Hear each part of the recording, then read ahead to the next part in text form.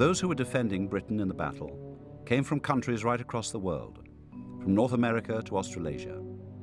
But they all shared special characteristics. They were young and brave.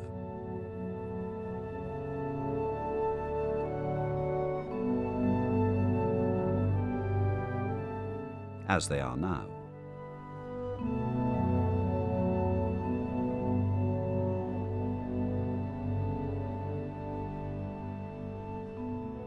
The difference in 1940 was that they faced a casualty rate as high as 1 in 4 pilots. After an engagement with the enemy, if somebody was missing, you didn't know whether he'd been shot down, perhaps into the sea, in which case he would probably be fished out by the air sea rescue. He might have been shot down in the countryside, in which case it would be some time before the local farmer managed to rake up some transport to get him over back to the airfield. So it wasn't usually an awful jolt about the sudden loss of a friend. I don't think we would waste our time sort of mourning the loss of fellow pilots who'd come to grief on earlier trips, because there's so much to think about, and of course that followed on when you were flying. You hadn't got time to grieve. It hit you later on, I think. It definitely is more of a long-term thing.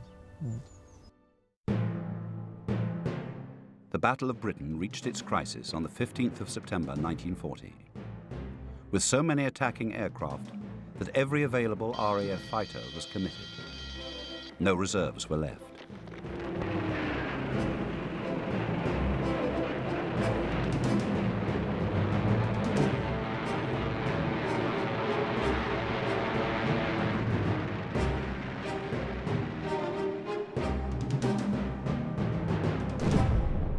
But the line held. The seaborne invasion of Britain was abandoned. A national battle with the RAF as the point of the spear. Bravery and sacrifice had sustained freedom. I was as unaware of any strategic importance of what had been going on as the next chap, and it wasn't really till after the war, I think, that one realized that it was quite an important action we'd taken part in, unknowingly in a way.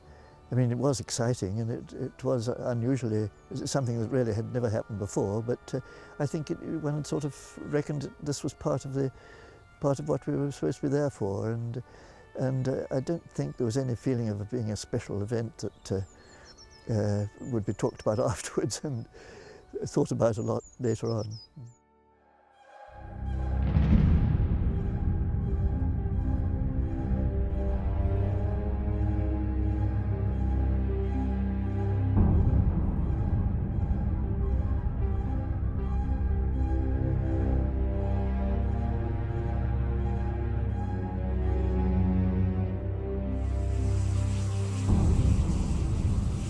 I have seen a Typhoon. I must say I'm full of admiration how they can fly those things at that speed and those G factors.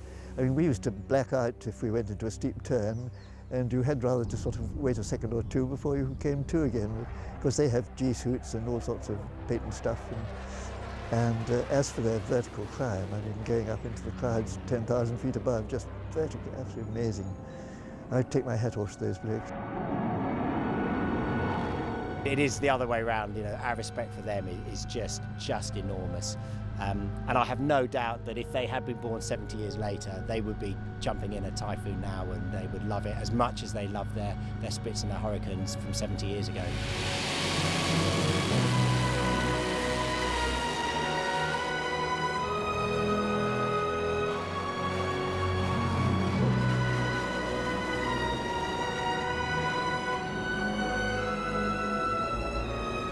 While technology has changed, the principles of air defence of the UK are the same.